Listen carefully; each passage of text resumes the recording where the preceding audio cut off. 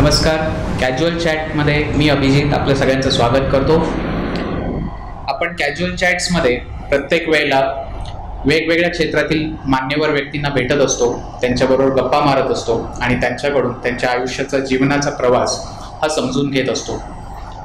आज आपल्याबरोबर आहे Limca book of record continuous 101 गाणी मोहम्मद रफींची ज्यांनी गायली. महाराष्ट्र सरकारचा कलाभूषण पुरस्कार ज्यांना मिळाला आहे आणि मध्य प्रदेश सरकारने ज्यांना जन परिषद हा पुरस्कार देऊन गौरवलं आहे असे श्रीकांत आनंद नारायण साहेब. नमस्कार. नमस्कार. नमस्कार. सुनने वाले सभी दर्शकों, देखने वाले दर्शकों को श्रीकांत नारायण का नमस्कार.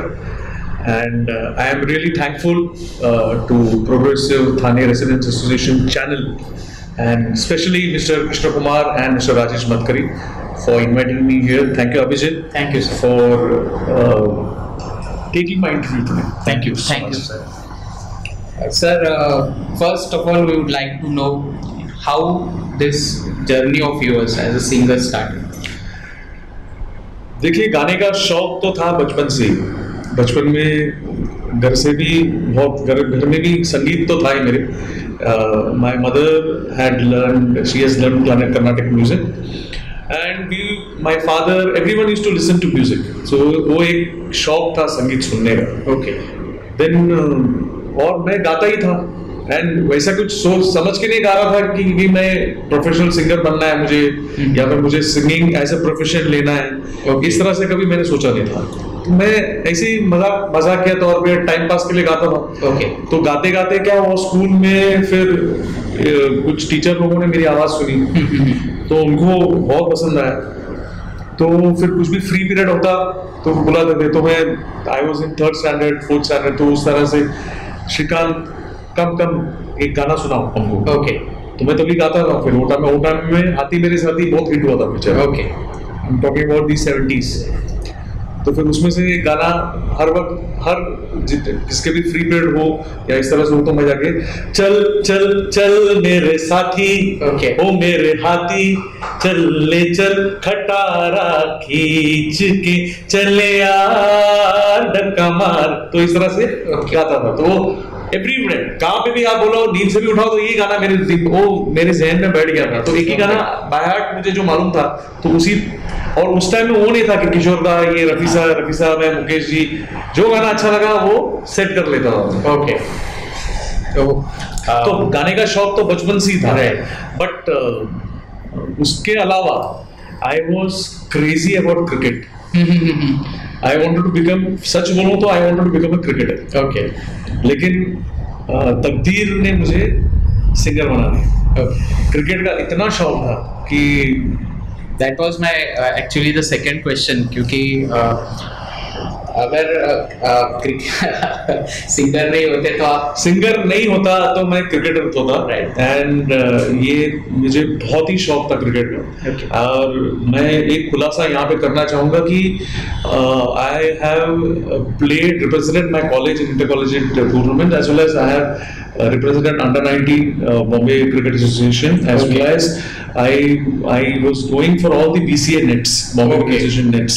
Okay. And I was an all-rounder. तो क्रिकेट का बहुत शौक था. टेनिस क्रिकेट भी मिला मैंने, सीजन क्रिकेट भी. आई हैड, मेरे पास पूरे किट थे घर पे, pads, gloves, everything I used to have own. लेकिन उस वक्त प्रॉब्लम ये था कि हम लोग मलाड में रहते थे. तो मलाड में अब जो फैसिलिटी है, अब उस तरह की फैसिलिटी नहीं थी उस टाइम. वो टाइम पे नहीं थी. तो मुझे सुबह 4 बजे उठ के मैं पहला ट्रेन पकड़ के I used to go to Worli. Okay. all the way travel to Worli Sports Club ground for my practice. 4 बजे जाके फिर वहाँ प्रैक्टिस करके वहाँ से कॉलेज चला जाता था. तो इस तरह से हमने स्ट्रगल किया. लेकिन कुछ देर बाद when I took up a job, फिर वो क्रिकेट मेरे हाथ से छूट गया. उसके बाद जब कॉलेज में था तो उस वक्त ही ये गाने का शौक तो था ही मुझे. तो एक स्लोली कॉम्पिटिशंस, ये वो एक इंटरेस्ट गाने की ओर बढ़ता है. Nowadays we have lot of singing competitions, so like Little Champ है, ये है, वो है. But in those days ऐसा कुछ था नहीं. Nothing. So how did you get your first? We had competitions. Okay. ऐसा नहीं है, but it was all inter-collegiate, inter-class competition. But see, those days we didn't have any media. Right. Everything was communicated through the universities to the colleges, and then we used to participate in that. And उसमें कौन आया first, कौन आया second, किसको मालूम ही नहीं. Right. आजकल कौन जीता ये तो पूरी दुनिया, पूरे वर्ल्ड को मालूम पड़ जाता है. Actually. तो इस तरह का एक एक्चुअली मैं बोलना चाहूंगा कि आजकल की जो जनरेशन है, they are very lucky to have such an exposure, such a media for them. Right. So they are very lucky. I don't say we were, but हमारे लिए एक ही माध्यम था, वो था रेडियो. Right. उसके अलावा कुछ भी नहीं था. Correct. उस दिन वो टीवी में भी कुछ नहीं, there was no this thing. Right. कोई such national shows कुछ नहीं, इधर कहीं पे भी कुछ नहीं था. Right. So how did you get the first break? Like ये मेरा फर्स्ट जो था, यानी गाने का तो शौक तो था ही. I used to participate in competitions and everything. Schools की तरफ से भी जाता था मैं, एंड वो साइमल्टेनियसली स्पोर्ट्स भी मेरा चल रहा था. लेकिन कॉलेज में आने के बाद then we had a small group. तो हम लोग एक we used to have programmes in colleges. तो पहले साल तो मैंने इंटरेस्ट नहीं लिया. पहले 2 साल मैंने ऐसी कुछ ये नहीं कर रहा था, and I didn't take any interest in it. Then when I was in first year BSc, when I did my science, so हमारे ग्रुप में एक लड़का था, तो उसने मुझे बोला कि तू यार इतना अच्छा गा लेता है, तो ये कंपटीशन में पार्ट भी नहीं लेता तू. तो मैंने बोला कि यार वो सब यार टाइम वेस्ट है. मतलब कुछ टाइम वेस्ट नहीं है, तो एक बार चल तो सही, at least you would know. And और उस टाइम में मैंने जैसे बोला, गाना पसंद आया तो मैं गा लेता था. ऐसा नहीं था कि कुछ रफी साहब का ही गाना है या किशोर कुमार का ही गाना है. Okay. तो उन्होंने जब सुना मुझे, तो उन्होंने बोला यार your voice resembles Rafi sahab. See I don't imitate anyone, and I am thankful to God कि I can sing all this songs. So उस तरह से ये दौर शुरू हुआ कि I took part in the competition then. And then उसके बाद कुछ ऐसे प्रोग्राम्स होते थे, एनुअल डेज, कॉलेज डे, तो उसमें मैं पार्टिसिपेट करता था. कुछ अलग अलग हमारे ग्रुप्स के प्रोग्राम होते थे कॉलेज में ही. अलग अलग एक हिंदी संघ था, मराठी संघ था, तो इनके सबके प्रोग्राम होते थे, तो उसमें पार्टिसिपेट करता था. इंटर कॉलेजिएट कॉम्पिटिशन्स मैंने पार्टिसिपेट किए, जहाँ पे एक अच्छा अलग एक्सपोजर मुझे मिला और एक कॉन्फिडेंस लेवल भी आ गया उसमें. तो काफी लोगों से मिलना हुआ इस तरह से. तो उसमें क्या था, जब मैं कॉलेज प्रोग्राम में गाता था, तो हमारे वहाँ पे वेसावकर एंड मंडली. तो ये इन लोग उस वक्त हमारे कॉलेज में प्रोग्राम्स, डांस के प्रोग्राम्स किया करते थे. They used to conduct all this Koli dance, ये तो उनका एक 5-6 आइटम वो करते थे. तो वैसे उनसे भी मेरी पहचान हुई. तो बाद में क्या हुआ, कुछ 2-3 महीने बाद उन्होंने they wanted a new voice for a recording. यानी एक दूरदर्शन के लिए एक प्रोग्राम था नारियलपुर में मेरा. तो उसके लिए बोला कि एक नवीन आवाज आम्हाला पाहिजे, तो कौन आएगा. तो ये मेरे फ्रेंड था एक संतोष नायक करके. तो I am really thankful to him. He was the person who recommended my name.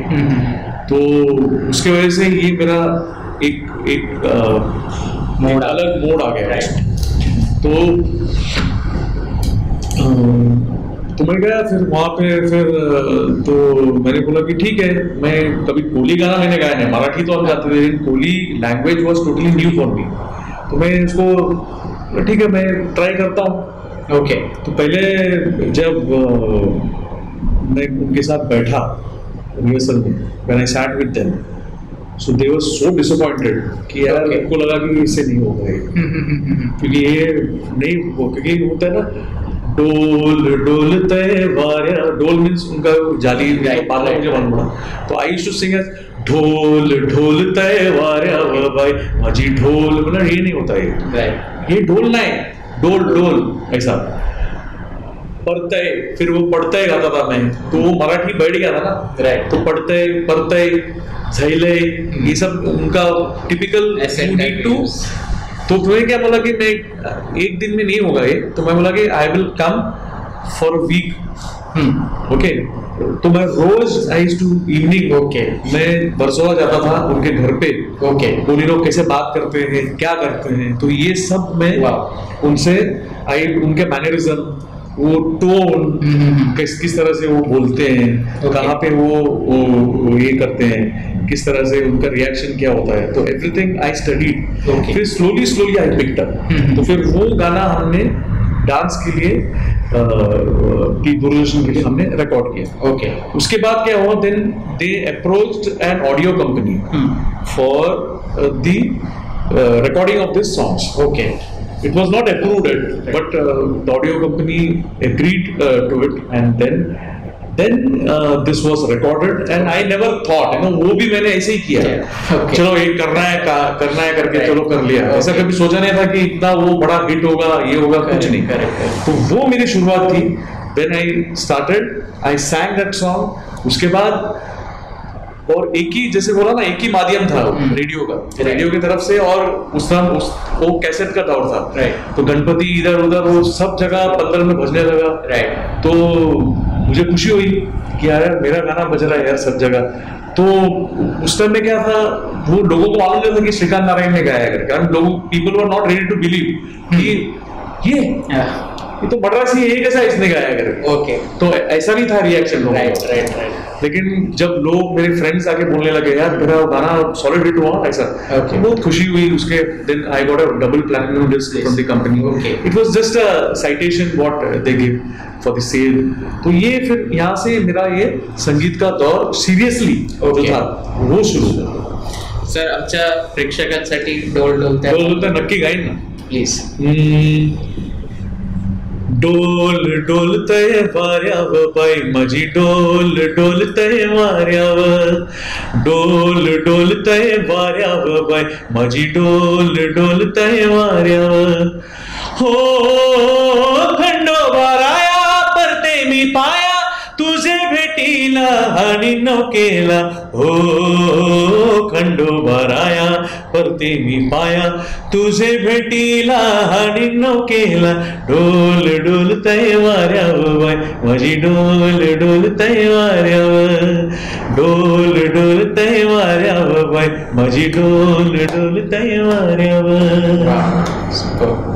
Sir, जैसे आपने बताया कि मोहम्मद रफ़ी का वॉइस रिसेंबल कर रहा है, ऐसे आपको आपके सर ने बताया, तो व्हेन यू रियली रियलाइज्ड कि I should like go for the legendary songs and उनके शोज करे, ऐसा आपने कब फर्स्ट टाइम? मैं जब कॉलेज में था वैसे as I told you, I was very happy to listening to old songs. वो एक दौर था, वो टाइम में मैं सुनता भी था, हम लोग सुनते भी थे गाने। घर पे भी सुनते थे, तो मेरे डैडी को भी पसंद था, मेरे भाई को भी पसंद था, मेरी मम्मी भी सुनती थी। तो हम लोग वो रेडियो सिलोन सुनते थे। फिर वो मन चाहे गीत जो विविध भारती में आती है, वो फिर उर्दू सर्विस एक 8:30 बजे की, हर वक्त मैं जानता हूँ 8:30 बजे सुबह होती थी उर्दू सर्विस रेडियो सिलोन में। तो वो हम लोग, मैं ट्यून करके रखता तो वो मैं सुनता था, तो उसमें पुराने गाने, तो इस तरह से एक था। और मेरे पास टेप रिकॉर्डर नहीं था, तो जो कुछ भी मैं सुनता था और गाता था वो खाली रेडियो से। गलत बहुत चीजें मैंने गलत करी। आपको एक बताऊं मैं एक चीज, तो वो समझौता गमों से कर लो, तो मैं बोलता था ये क्या गाया है, समझौता समोसे कर लो, तो बोलता समोसे कहाँ से आ गया। तो इस तरह से गलतियां। मेरी जिंदगी सवारी मुझको गले लगा के बैठा दिया फलक पे ना, मुझे खाक से उठा के, तो मैं खाट से उठा के गाता था। तो ये सब गलतियां बहुत थी वर्डिंग्स के, क्योंकि हमारे पास टेप रिकॉर्डर नहीं था उस दौर में। तो एंड जो कुछ भी सुना थोड़ा बहुत सुन लेता था, तो कभी कभी गलत भी सुनाई देता था, कभी कभी वो बाद में हम लोग करेक्ट भी करते थे उसको। तो ये इस तरह से वो दौर चलता गया। रफी साहब के गाने आप जैसे बोल रहे हो, वैसे कुछ मैंने प्लानिंग नहीं की, लेकिन जिस तरह से मैं गाता था, तो एक जो बोलता ना, एक नेचुरल वॉइस मुझे लगी कि मैं कुछ निकालने नहीं जाता उसकी वॉइस को। अभी सपोज कोई एक सिंगर को आप मॉड्यूलेट करके गाते हो तो दैट इज एक निकालना हो जाता है. तो I am really thankful to God कि I can sing Rafi Sahab songs. And I was singing with ease, so I was very comfortable singing his songs. Right. And to be frank, Rafi Saab is an institution in himself. Right. तो मुझे बहुत कुछ सीखने को मिला उनसे, उनके गाने से. यानी उनकी जो अंदाज, जो मुर्की लेने का स्टाइल, उनके जो शब्द, जो जिस तरह से वजन में वो बोलते थे, हर एक स्टाइल है वो एक बोलने का, मुर्कियाँ, फिर आलाप, तान, और जो वॉइस मॉड्यूलेट करते थे रोमांटिक वॉइस के लिए, जो एक फास्ट नंबर्स के लिए जिस तरह से गाते थे, हर एक अलग अलग एक्टर के लिए कैसे गाते थे, तो एक रोमांस किस तरह से लेके आना, सॉफ्टनेस, हमिंग, तो ये सब चीजें मैंने सुन के उनको मैंने सीखी. एंड उसको मैंने ऐसा नहीं कि खाली रफी साहब के गाने में, बाकी गाने में भी जो मैंने रिकॉर्ड किए थे.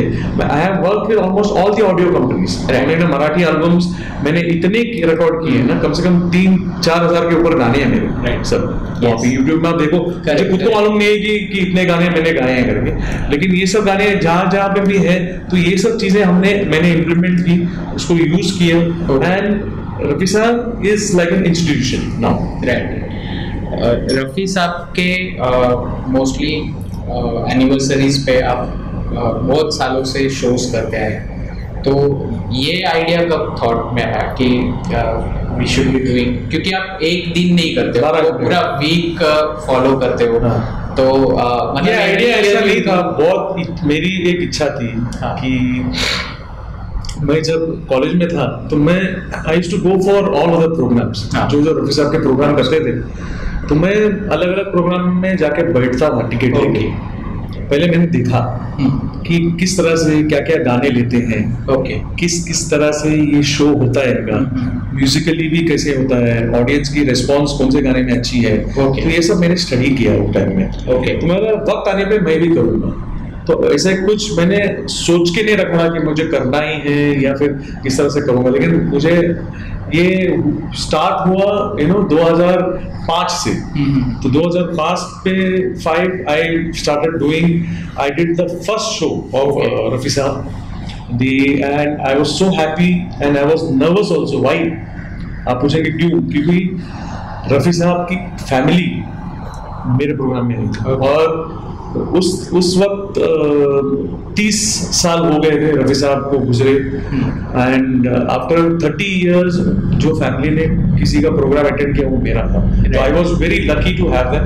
तो एक घबराहट भी थी दिल में कि भाई वो कैसे एक्सेप्ट कर रहे हैं, क्योंकि उन्होंने रफी साहब को रूबरू सुना है मेरे घर पे गाते हुए, उनके रिकॉर्डिंग्स, तो उनकी पूरी फैमिली थी. तो मैं इतना नर्वस भी था, लेकिन I put my 100% into it.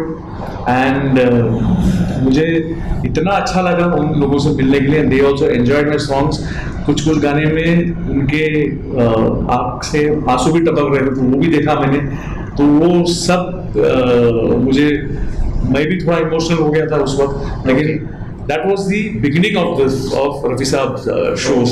2005 I started full-fledged. I started doing my solo shows. Okay. और आपका जो लिम्का बुक ऑफ रिकॉर्ड्स है, which is also dedicated to Rafi Saab songs, तो इसका क्या प्लानिंग था? इसका प्लानिंग ऐसा था कि मेरी एक इच्छा थी, बिकॉज हर प्रोग्राम के बाद everyone used to come and ask me कि अरे नौशाद साहब का गाना नहीं लिया, अरे ये गाना नहीं लिया, ये चित्रगुप्त के गाने नहीं लिए, आपने ये गुलाम मोहम्मद के गाने नहीं लिए, तो मदन मोहन के गाने नहीं लिए. तो मैंने बोला कि यार एक प्रोग्राम ऐसा करता हूँ मैं 12 घंटे का, जहाँ पे हर तरह के composers, I covered all the composers, all the lyricists, all the music directors, all the lesser known composers, all the lesser known lyricists, lesser known actors जिनके लिए रफी साहब ने गाया है. तो इस तरह से मैंने उसको प्लान किया और 101 गाने का हमने उसको एक टोटल पैकेज बनाया. और ये था इसके, क्योंकि हमको ये पब्लिक इस तरह से हम लोग वहां पे बैठी थी कि 3 घंटे का प्रोग्राम हुआ तो public is to change, right. तो हमने जो हेड काउंट हमें अप्रोक्सीमेट मुझे जो इंफॉर्मेशन आई कि there were around about 10 to 15,000 people. Okay. और ये रंग शारदा में हुआ था। ओके। एंड आशीष शेलार जी ने किया था ये प्रोग्राम। एंड मेरे दोस्त है प्रसाद महाड़कर, जीवन गानी रफी साहब के प्रोग्राम्स करते हैं, जीवन गानी, तो उन्होंने भी बहुत सपोर्ट किया मुझे। तो वो रंग शारदा में ऑडिटोरियम तो था ही, उसके अलावा नीचे जो बेसमेंट में उन्होंने स्क्रीन लगाया था, उसके अलावा रंग शारदा के बाहर भी स्क्रीन लगा था। तो इस तरह से था। तो वो मेरे लिए, मुझे मालूम नहीं था ये चीज, मैंने बाद में मुझे पता चला ये। And I was shown the all the photographs of the programme, you know how people were reacting क्या करके। So this was not basically to prove anything. मैं ये जताना नहीं चाहता था कि 12 घंटे मैं गा सकता हूँ और I can sing for 12 hours, nothing that sort of. It was pure passion and I wanted to cover all this songs. जैसे कुछ गाने हैं गुलाम मोहम्मद साहब के, हम तुम ये बाहर देखो रंग लाया प्यार बरसात के महीने में, ये नॉर्मली होते नहीं है स्टेज पे। और ये पिक्चराइज किया गया था किस पे मालूम है आपको? राज कपूर जी के ऊपर। Okay. It's a very rare combination of Rafi साहब एंड राज कपूर। तो इस तरह से गाने हमने उसमें इनकॉर्पोरेट किए थे। कुछ अभी जैसे एक गाना हमने और एक उसमें गाया मैंने, ढलती जाए रात कह ले दिल की बात, शम्मा परवाने का न होगा मुलाकात, ढलती जाए रात। तो इसके लिए मैंने क्विज रखा एक, तो उसको भी इंटरेस्टिंग किया हमने कि लोग कुछ एक इंटरेस्टिंग हो जाए प्रोग्राम। तो उसमें हमने पूछा कि ये म्यूजिक किसका है? तो बहुत लोगों ने बोला अरे हाथ उठाया है क्या? नौशाद साहब का, नौशाद साहब का। किसी ने बोला सी रामचंद्र, किसी ने बोला वसंत देसाई। बोला नहीं, this was composed bye a very well known composer of those era. इनके गाने बहुत कम हिट हुए लेकिन बहुत अच्छे अच्छे गाने उन्होंने लिखे, लच्छी राम। ओके। तो ये सब चीजें हमने उसमें कवर की। This was not only just for the sake of doing it, but I wanted to impart some information to the crowd. Okay. तो रफी साहब का आपका सबसे पसंदीदा गाना, मतलब किसी भी दिन अगर आपको बोला जाए कि रफी साहब, वैसे सब गाने अच्छे होंगे। लेकिन जहाँ तक मैं हर अपने प्रोग्राम में लेता हूँ, और ये उनका खुद का भी बहुत ही पसंदीदा गाना था। वो भी अपने प्रोग्राम्स में गाते थे, वो गाते थे करके मैंने गाता हूँ ऐसा नहीं है, लेकिन ये लोग भी पसंद करते हैं और उनकी फरमाइश भी आती है। तो वो 2 लाइन में थैंक यू। सुहानी रात ढल चुकी, ना जाने तुम कब आओगे, सुहानी रात ढल चुकी, ना जाने तुम कब आओगे, जहां की रुत बदल चुकी,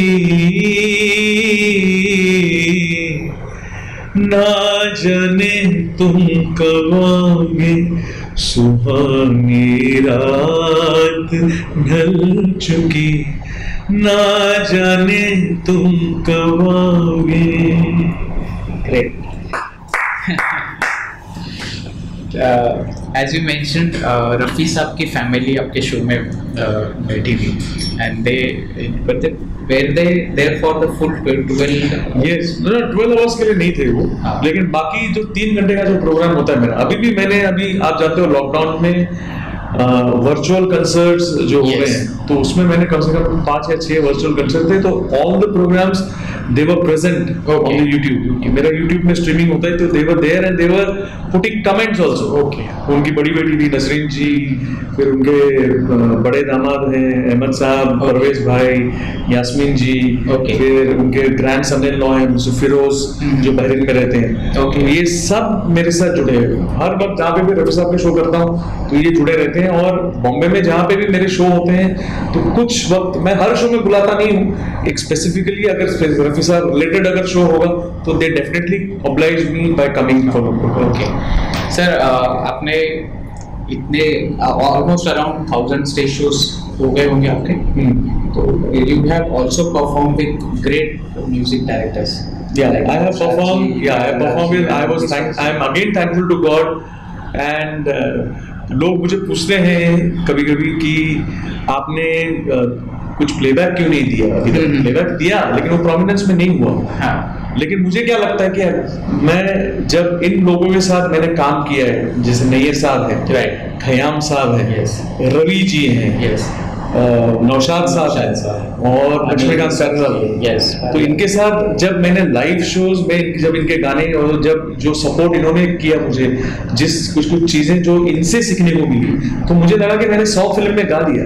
ओके, उसके लिए जरूरत नहीं है मुझे कि कोई प्लेबैक कोई दे या फिर वो मायने नहीं रखता मुझे, लेकिन ये मैंने जो अचीव किया है ये I am really thankful to God and my audience and जो मेरे सुनने वाले हैं, जो मेरे सपोर्टर्स हैं, मेरे फ्रेंड्स, मेरे रिलेटिव्स, मेरे पेरेंट्स, मेरी वाइफ, मेरी डॉटर, सब ये सब उनको मैं थैंक्स बोलना चाहूंगा इसके लिए, क्योंकि जो इतनी चीजें सीखने को मिली इनसे, यानी उसको किस तरह से क्या करना है, कैसे जो टेक्निक्स हैं, तो ये सब चीजें, गाने किस तरह से आपको चूज करने हैं, ओके, ये सब चीजें।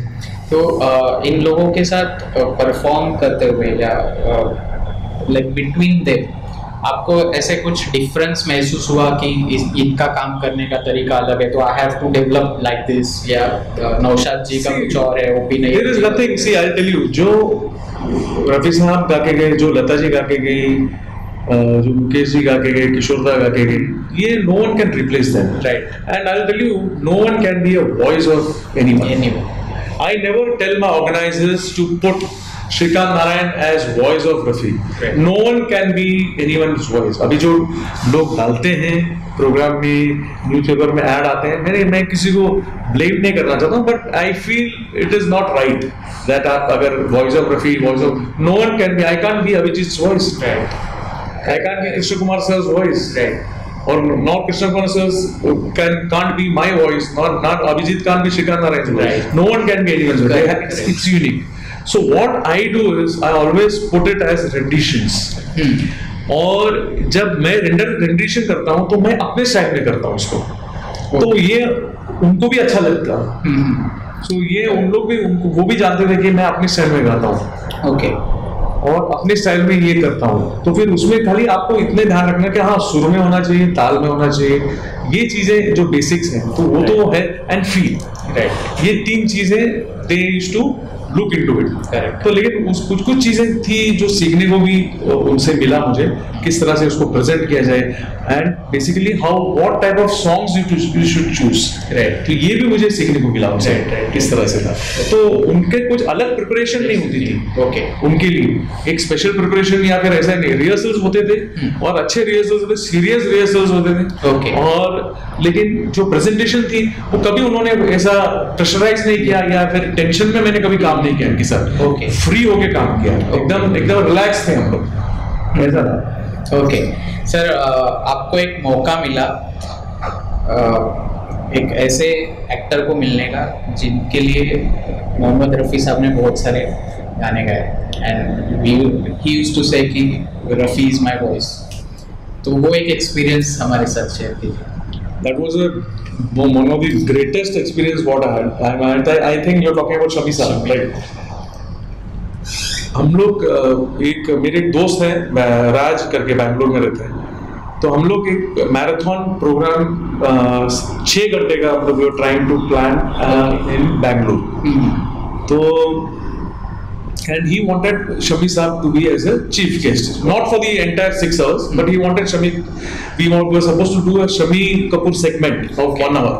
Okay. तो हम लोग चाहते थे कि 1 घंटे वो आके हमारे साथ बैठे, and that time his health had deteriorated a lot. Okay, वो बहुत बीमार रहते थे, डायलिसिस पे थे, इसके बावजूद एंड तो मेरे फ्रेंड ने उनको कांटेक्ट किया through email, he was very accessible through emails, phone कभी उठाते नहीं थे वो, और मोबाइल रखते भी नहीं, Okay. तो he was very accessible in through his emails. Okay. तो उन्होंने ईमेल में उनको मैसेज भेजा कि ऐसे ऐसा हम मिलना चाह रहे हैं आपसे regarding a program in Bangalore. Okay. So he told that first of all, I don't think I will be able to travel, but if you want to meet me, you can come. But I will let you know the time and date, Okay. and then you can plan. And I can give you only 10 minutes. Okay. This was his words. and my friend sent me that mail, he forwarded to me also. Okay. And तो मैंने भी पढ़ा हो, उन्होंने कहा अच्छा है। तो जैसे उन्होंने टाइम दिया तो हम लोग सब गए उनके पास, और उसी दिन उनका डायलिसिस भी था। Okay. तो डायलिसिस करके आए थे और वो आराम कर रहे थे अंदर। तो हम लोग हॉल में बैठे थे, एंड उनका जो नौकर था वो आया, पानी वगैरह पिया, बोला कि आए साहब तैयार हो गए, आते हैं करके। And he was on his wheelchair, and then he came, he was brought, and then we all stood up. तो बोला yes, now introduce yourself, who is who करके। Okay. This was his. Then my friend introduced himself, and Raj. Then we had one more friend, and he introduced me also. This is Shrikant Narayan. He is going to be the main singer Okay. For the program. Then he told me, I have seen you somewhere. I said, sir, I am meeting you for the first time. Probably you must have seen my lookalike. Okay. Then we started conversing each other. And काफी show के बारे में बात कर रहे थे. Then Rafi साहब की टॉपिक निकली, तो रफी साहब के बारे में काफी चीजें उन्होंने बताई। उन्होंने दूसरी चीज में थे वो खुद गाने लगे। Okay. वो दिल लगे देखो, दिल लगे देखो, तो ये इंग्लिश वर्जन था शोभन भाई, तो he started singing that. Okay. तो फिर मेरे दोस्त ने बोला कि एक हम रफी साहब का गाना आपको, मेरा दोस्त आपको सुनाना चाहता है, कि आप सुनोगे क्या? Okay. तो बोला ठीक है। तो मैंने उनको फिर वो गाना सुना, आपको 2 लाइन हम। Yes. इस रंग बदलती दुनिया में इंसान की नीयत ठीक नहीं, निकला करो तुम सज धज कर, ईमान की नीयत ठीक नहीं, इस रंग बदलती दुनिया में। तो ये सुना है उनको, क्या? तो बहुत खुश हुए वो। लेकिन बाकी बातचीत, फिर बाकी प्रोग्राम के बारे में बात हुई, तो कभी आएंगे, what are his requirements, what all he needs. Okay. ये सब उनका जो कंडीशंस था वो सब हमने किया। उसके बाद फिर वो बोले कि चलो I will just show you my this thing, meeting room. Then he took us inside, where full of computers पड़े थे उधर, उनका पर्सनल कंप्यूटर था, लैपटॉप्स, ये वो, everything was there, and plus all his awards जो भी है, कुछ पिक्चर के पोस्टर्स भी लगे थे, जैसे ब्रह्मचारी जो था ना उनका, जो हाईलाइटेड मूवीज था। Okay. तो वहाँ पे बात करते करते तो मैंने बोला, sir one more song I would like to make you listen. That was your initial years, when you started your career as an actor. Okay. And it was one of the second film of yours, first or second film करके। तो बोला which one? मतलब मैं गाता हूँ, आप सुनिएगा। Okay. फिर मैंने वो उनको सुनाया, हो तूने मेरा यार न मिलाया, मैं क्या जानूं तेरी ये खुदाई, हो तूने मेरा यार, तूने मेरा यार, तूने मेरा यार न मिलाया, मैं क्या जानूं तेरी ये खुदाई। तो इतने खुश हो गए वो ना, अरे क्या गाना, अरे तुमको कैसे मालूम है? This was, you were not born also. Well, so this was your first film, and Majru Saab as a lyricist was introduced to the industry by this song. Okay. और हुसैन लाल भगत राम जी का म्यूजिक था। Okay. तो ऐसे सब मैंने जब ये information share की, तो he was so happy and बोला कि, and जो 10 मिनट बात करने वाला था हमसे, 4 घंटे हम उनके वहाँ पे निकले, 4.5 घंटे, 4.5 hours we were with him. So that was the greatest experience with Shami ji. and what एक चीज उन्होंने बताई जो उनके और रफी साहब के बारे में जो बात हुई, वो एक गाना रिकॉर्ड हुआ था शंकर जयकिशन में, ब्रह्मचारी का, मैं गाऊं तुम सो जाओ, सुख सपनों में खो जाओ मैं। तो ये बात करते करते फिर उन्होंने रिहर्सल उन्होंने सुनी, and he was there present for the recording also. तो ये फाइनल टेक होने के पहले रफी साहब और वो बैठे थे, तो रफी साहब को उन्होंने पूछा, रफी साहब एक मेरे दिमाग में आ रहा है, अगर आप कर सकते हो तो मैं उसको उस तरह से एक्सप्रेशंस दे दूंगा करके। तो बोला कौन सा? तो उन्होंने बोला कि ये जो गाना है, सुख सपनों में खो जा, सुख सपनों, सुख सपनों, ये जो मुर्गी है, तो ये आप थोड़ा ले सकते हो इसको ऐसा, इस तरह से। तो बोला ठीक है, मैं गा देता हूँ।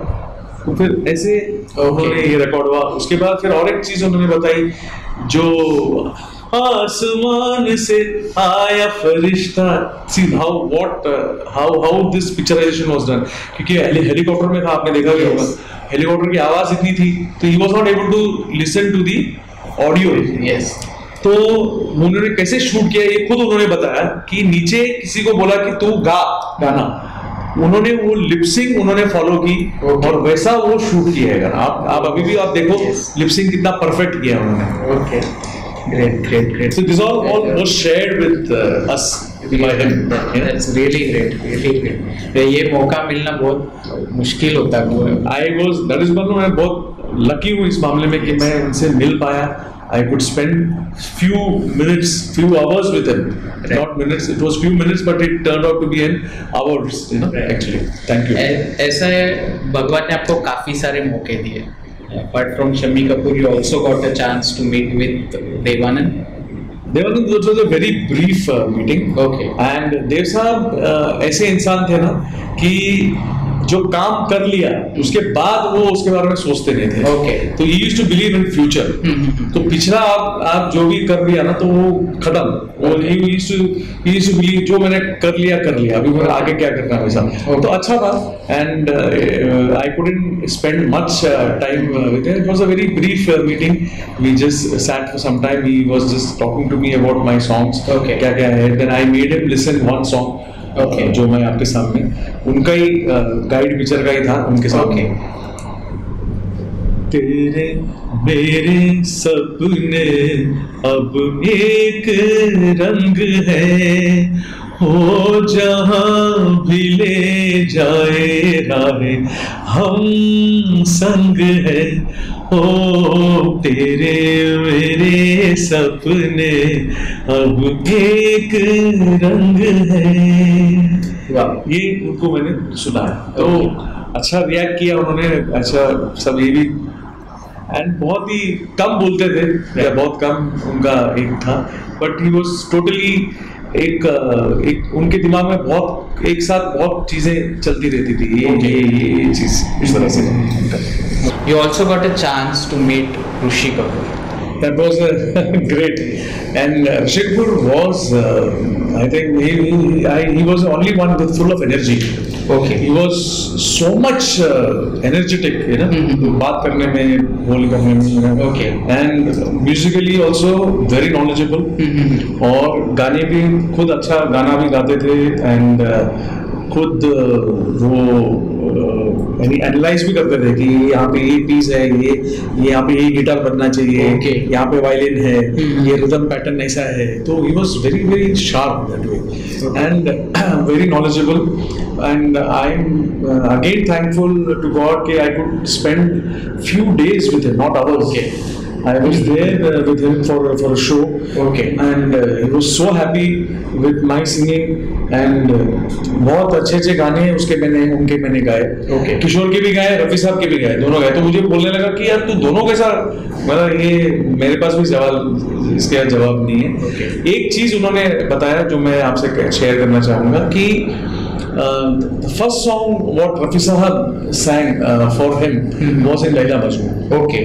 मैं तेरे दर पे आया हूँ, कुछ करके जाऊंगा, कुछ झोली भर के जाऊंगा या मर के जाऊंगा। मैं तेरे दर पे आया हूँ, कुछ करके जाऊंगा, झोली भर के जाऊंगा या मर के जाऊंगा। मैं तेरे दर पे आया हूँ। तो ये फर्स्ट सॉन्ग ऑफ रफी साहब for Rishi Kapoor as a playback singer. Okay, ये था, ये इनके लिए, ऋषि कपूर के लिए। ओके। तो जब कुछ रिकॉर्ड कर रहे थे रफी साहब कहीं पे, तो Rishi Kapoor was there, he entered the studio. कुछ किसी से मिलने गए थे कुछ था, तो रफी साहब ने उनको देखा तो उनको बुलाया। ओके। तो बोला कि मैं डर गया, रफी साहब बुला रहे हैं मुझे। And Rafi Saab was a big name at that time, and he called him, बुलाया, आजा यहाँ उतर जरा। तो उनको बुलाया और उनको caught his head and उनको माथे पे he kissed him on his forehead and told him कि यार शमी, दिलीप कुमार और राजेंद्र कुमार के बाद जो भी है, it is you who sing my song perfectly. Okay. That is the lip sync and everything perfectly on the screen. So this was the compliment given to him by Rafi sir. So this incident he narrated that day with me, and this was not in a program or something, but 1:1 when we were having dinner and breakfast and all. उस तरह से था. So he was very very jovial, very and I really miss him. And whenever I used to get connected with him on WhatsApp, immediately he used to reply for all my greetings and whatever. Suppose if I send some clippings, some photographs, everything he used to reciprocate very fastly. Great. And I really miss him in these days. We lost him very soon actually. Okay. Sir, आपको मतलब you had this privilege of meeting so many big stars and also the music directors. तो इसमें से कोई एक ऐसा moment है जो आपके दिमाग में आज भी ऐसा फिट है कि this was that particular एक मेरी लाइफ का बेस्ट मोमेंट था ऐसा इतने वैसे सबके साथ बेस्ट था यानी अभी सबसे बेस्ट मोमेंट अभी मेरा रिसेंटली टूर 2016 में था जहाँ पे थाना में हमने एक प्रोग्राम किया एंड मैं बहुत बहुत शुक्रगुजार हूँ उसके लिए महोत्सव एंटरटेनमेंट का मेरी एक अच्छी फ्रेंड है हिनल जयवंत करके उन्होंने एक प्रोग्राम किया प्यारेलाल जी का आई थिंक कृष्ण कुमार जी भी जानते हैं इस बात को एंड 52 म्यूजिशियंस को लेके it was the only solo program of Shrikant Narayan with a music director उन्होंने कोई भी सिंगर के साथ किया नहीं था इट वाज टाइटल्ड एज हुई शाम उनका ख्याल आ गया musical journey of Laxmikant Pyarelal with Mohammed Rafi इस तरह से था तो वो मेरे लिए एक बोलता है ना एक memorable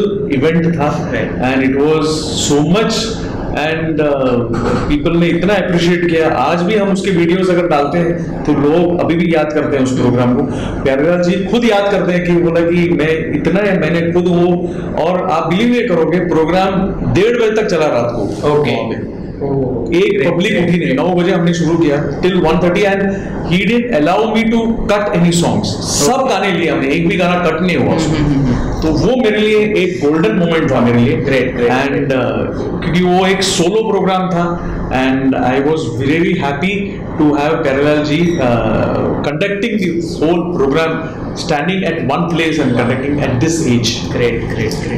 Sir, as we have now this understanding कि आपने almost around 3,000-4,000 songs किए तो इसमें मोस्टली हिंदी मराठी सॉन्ग्स है या अपार्ट फ्रॉम इट कुछ मैंने जिंगल्स भी किए हैं कुछ अलग अलग गाने लैंग्वेजेस में भी किए हैं कन्नड़ा मलयालम किया तमिल फिर कुछ मैंने बांग्ला तो इस तरह से कुछ अलग अलग लैंग्वेजेस में किए हैं तो इसमें आपका एक्सपीरियंस कैसा रहा मतलब हाउ एक्सपीरियंस था क्या था ना see this languages are not my mother tongue तो इसमें क्या था थोड़ी दिक्कत होती थी लैंग्वेजेस में मराठी तो फ्लुएंट था क्योंकि I was born and brought up in Mumbai and तो Marathi was a subject for me and I was very comfortable with Marathi लेकिन तमिल जो हम लोग घर पे बात करते हैं मलयालम हम लोग जो घर पे बात करते हैं लेकिन जब गाने को जाते हो तो उसका ल ये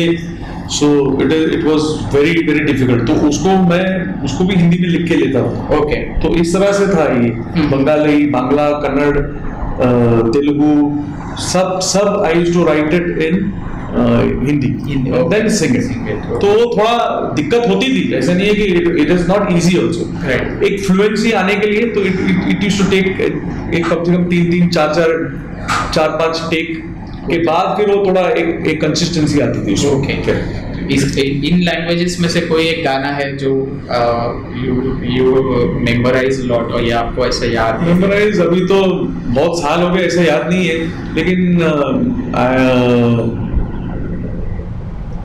तमिल सॉन्ग हो या एक कन्नड़ गाना है जो मैं स्टेज में भी गाता हूँ तो वो एक 2 लाइन सुना देता हूँ निन्नल्ले नडवे नूरा ಎನ್ನೆಲ್ಲೂ ಶೋಕವೇ ಈ ಲೋಕ ಎಲ್ಲ ಘೋರ ಎಲ್ಲೆಲ್ಲೂ ಲೋಕವೇ ನಿನ್ನೆಲ್ಲ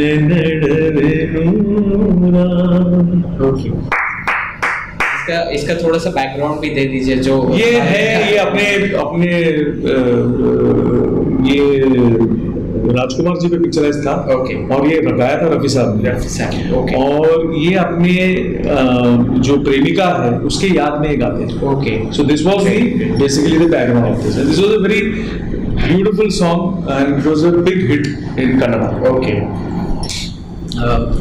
सबको महाराष्ट्र स्टेट गवर्नमेंट का कला भूषण पुरस्कार मिला एंड मध्य प्रदेश गवर्नमेंट ने भी आपको जन परिषद अवार्ड दिया। So what was the feeling like? See, I would like to dedicate these awards to all my listeners and who have supported me throughout my career. See, unless without their support, this awards is nothing. Right. लोगों ने मुझे मेरी आवाज accept की, लोगों ने मुझे सुना, डोल डोलने से लेके अभी भी सुन रहे हैं। तो I think that I should dedicate this award. I always been telling this कि I dedicate both these things to all my listeners, my well-wishers, my friends, and my relatives, and my people who have supported me. Okay. And all my composers also. Great. And my co-singers, everyone. Okay. आपने बहुत सारे shows outside India भी किए, बहुत से international भी मैंने किए। वहाँ के ऑडियंस का क्या एक्सपीरियंस है? वहाँ के ऑडियंस सुनने वाले हैं, वहाँ पे हमारे जैसे यहाँ पे सीटी बजाते नहीं हैं। ओके। ऐसे नहीं बोलता हूँ, लेकिन बजाते हैं कभी कभी, लेकिन वो they like more of retro music, पुराने गाने का बहुत शौक है उनको और बहुत ध्यान से सुनते हैं। और एक क्लोज्ड ग्रुप होता है वो, they have a crowd of 300 people who come, इस तरह से।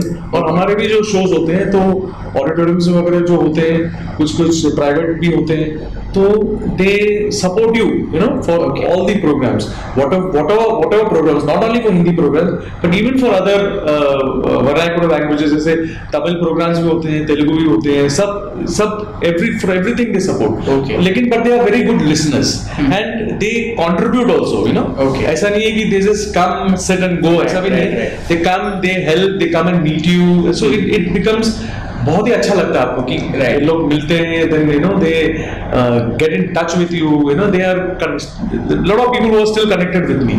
Even if I have not traveled for so many years, but still they are connected with me on Facebook, they are connected with me on my Instagram, they are connected with me on my WhatsApp. Okay. So this is how the audience abroad, you know, how they also like such programs. Right. Sir, thank you very much for giving us or enlightening us about this entire journey of yours. And I am actually thankful to PTRA and especially special thanks to Krishna Kumar ji and Rajesh Matkari ji for bringing me here in this channel. And thanks to you also Abhijit for interviewing me. And जाते जाते एक दो line. मैं सब जितने भी सुनने वाले हैं और हमारे जितने भी दोस्त हैं तो उनके लिए 2 लाइन गाना चाहूंगा, और ये है किशोर दा का, रफी साहब का नहीं। ग्रेट। दौलत और जवानी एक दिन खो जाती है, सच कहता हूँ सारी दुनिया दुश्मन हो जाती है। उम्र भर दोस्त लेकिन साथ चलते हैं, दिए जलते हैं, फूल खिलते हैं, बड़ी मुश्किल से मगर दुनिया में दोस्त मिलते हैं, दिए जलते हैं। और सच में आप जैसे दोस्त बहुत कम मुझे मिलते हैं। And thank you very much once again for all the listeners who are listening to me to this channel. Thank you very much for patiently listening to me and encouraging me in my programs. And whenever you want to listen to me, please log in to any of my channels in YouTube, or you can listen to Shrikant Narayan. And whenever you are required for PTRA, I have told Krishna Kumar ji and Rajesh Matkari ji also, whenever I am required for PTRA, I am always there for you. Thank you very much once again. Thank you, sir. Thank you.